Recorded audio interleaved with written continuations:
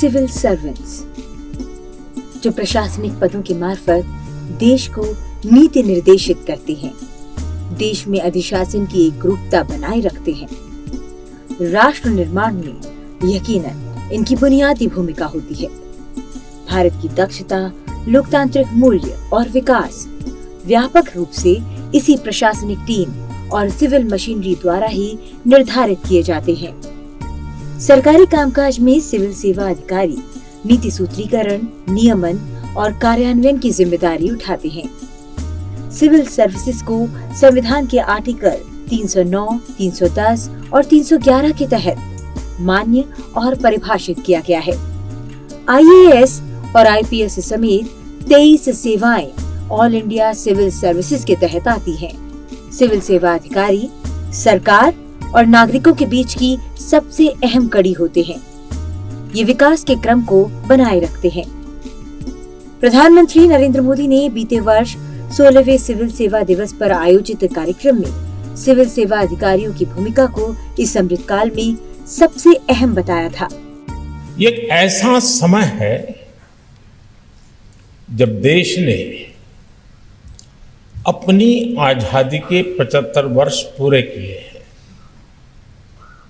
एक ऐसा समय है जब देश ने अगले 25 वर्षों के विराट विशाल लक्ष्यों को प्राप्त करने के लिए तेजी से कदम बढ़ाना शुरू किया है।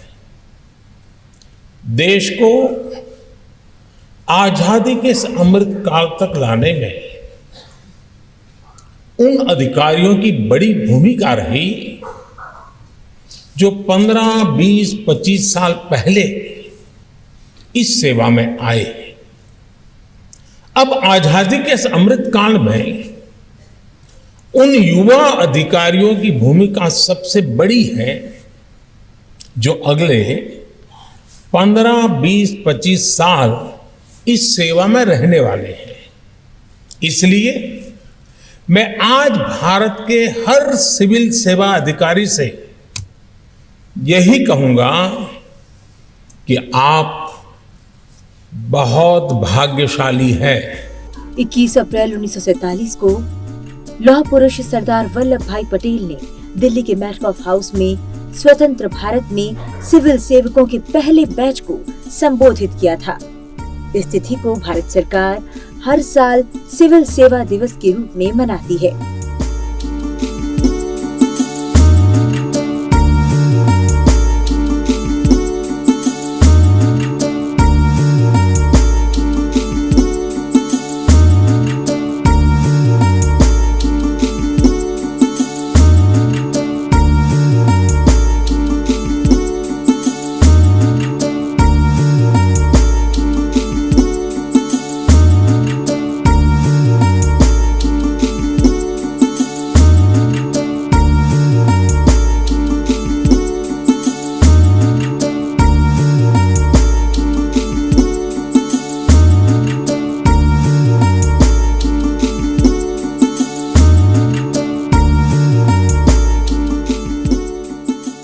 संविधान के अनुसार सिविल सेवकों का पहला काम पॉलिटिकल एग्जीक्यूटिव द्वारा बनाई गई नीतियों को कार्यान्वित करना है।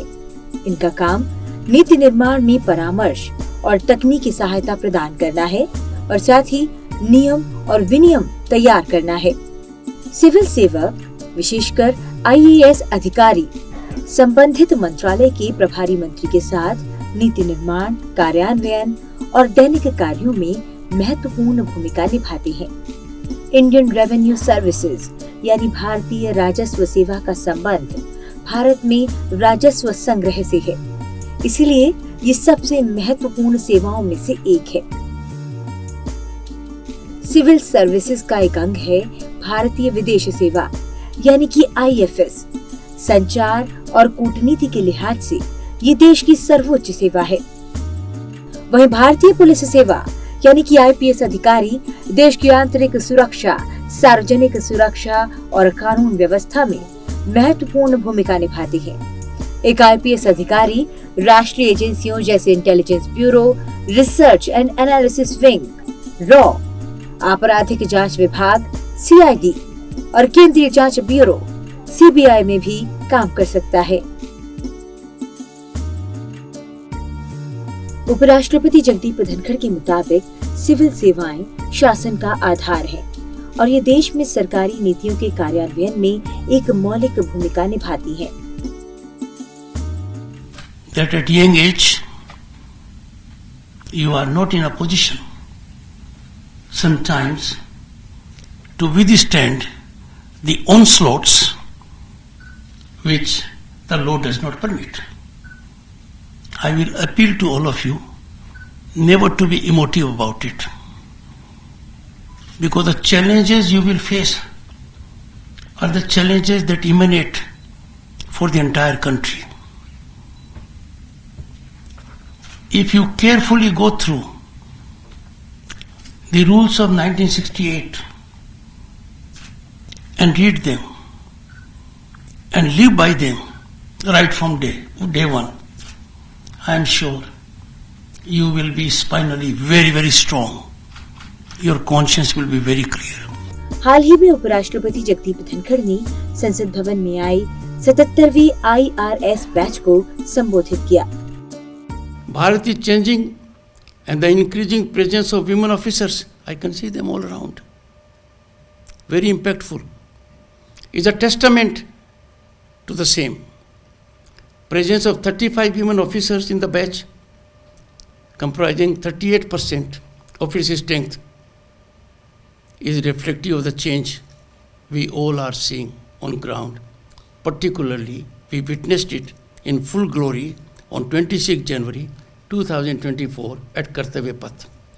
It was in full bloom. Friends, Bharat defines to the world the woman-led empowerment by epochally providing 1/3 reservation to women in Lok Sabha and state legislatures. They would be part of policy making and governance.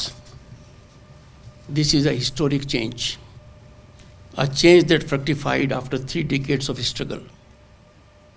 And imagine when Lok Sabha and state legislatures will have 1/3 women and more, the impact on policy and governance will be soothing, wholesome, and absolutely essential for inclusivity. Bharat में merit based civil services की अवधारणा 1854 में British संसद में Lord Macaulay की report के बाद साकार हुई थी। रिपोर्ट में ये कहा गया कि ईस्ट इंडिया कंपनी की संरक्षण आधारित प्रणाली CSS के स्थान पर प्रतियोगी परीक्षा के द्वारा प्रवेश के साथ योग्यता आधारित सिविल सेवा प्रणाली लागू की जानी चाहिए। इसकी परीक्षाएं 1855 में लंदन में शुरू हुई। रविंद्रनाथ टैगोर के भाई सत्येंद्रनाथ टैगोर पहले भारतीय थे जिन्होंने 1864 में सिविल सेवा परीक्षा में सफलता हासिल की। भारत के इतिहास में पहली बार भारतीय सिविल सेवा परीक्षा का आयोजन वर्ष 1922 में किया गया था। सबसे पहले इलाहाबाद में और बाद में फेडरल लोक सेवा आयोग की स्थापना के साथ ही दिल्ली में भी इन परीक्षाओं का आयोजन आरंभ हुआ। स्वतंत्रता के बाद भारतीय सिविल सेवाओं को लोकतांत्रिक और कल्याणकारी राज्य के आदर्शों को लागू करने का साधन बनाया गया। सिविल सेवा में चयन यूनियन पब्लिक कमीशन द्वारा योग्यता के आधार पर किया जाता है।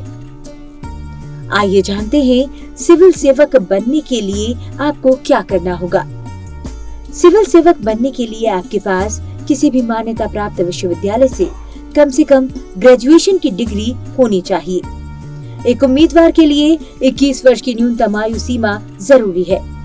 वहीं अधिकतम आयु सामान्य वर्ग के लिए 32 वर्ष, ओबीसी के लिए 35 वर्ष और SC/ST के लिए 37 वर्ष है।